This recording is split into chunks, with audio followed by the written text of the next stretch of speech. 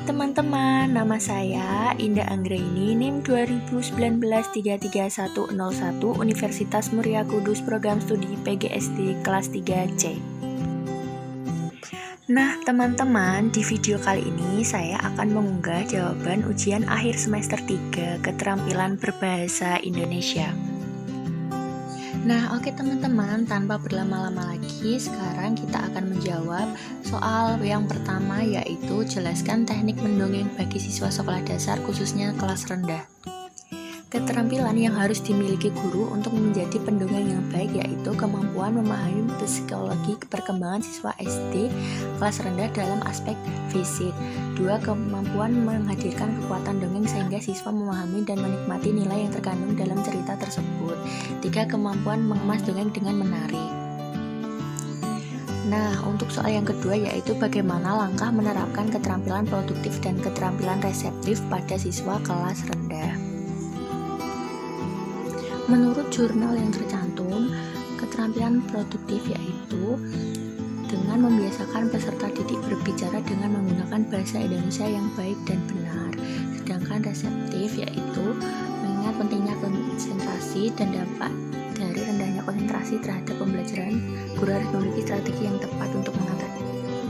Nah, untuk soal yang ketiga yaitu bagaimana langkah mengajarkan wacana deskriptif, persuasif, naratif, argumentasi pada siswa kelas tinggi.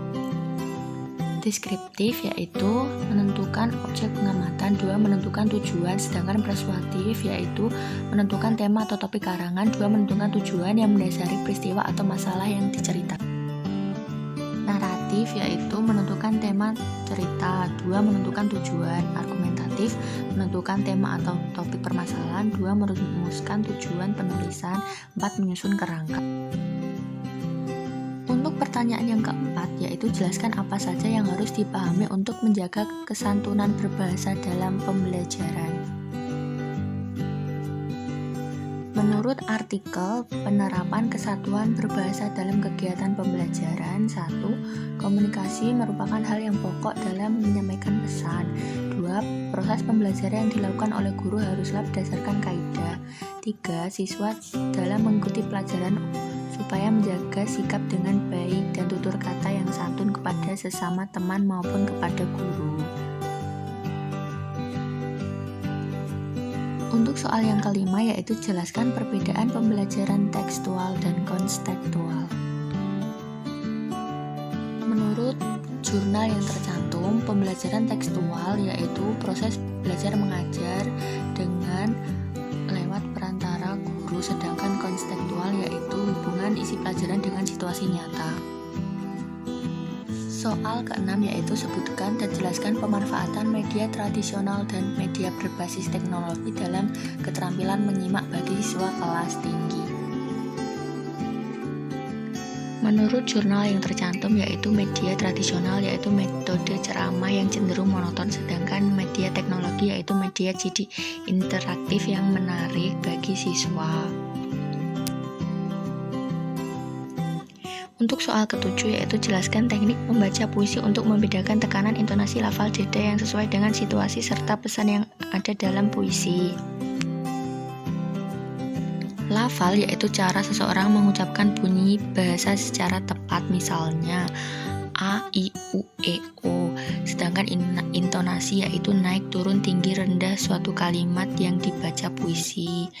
Sedangkan tekanan yaitu keras lembutnya pengucapan, nada yaitu tinggi rendahnya irama, dan jeda yaitu hentian sebentar.